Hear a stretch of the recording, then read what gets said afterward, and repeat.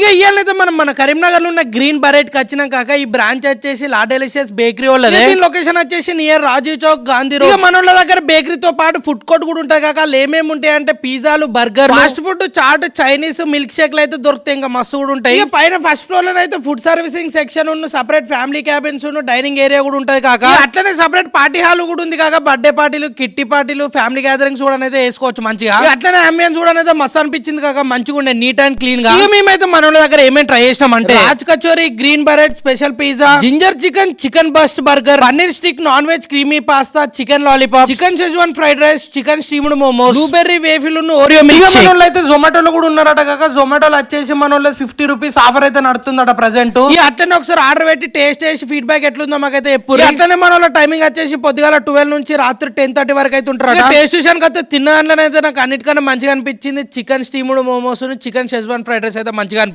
ఇక మిగతా వాటితో రెండు అయితే మంచిగా అనిపించింది కాక. ఇదైతే మా ఒపీనియన్, తర్వాత మీ ఇష్టం. మళ్ళీ నెక్స్ట్ వీడియోలో కలుసుకుందాం. హే థ్యాంక్స్, నమస్తే.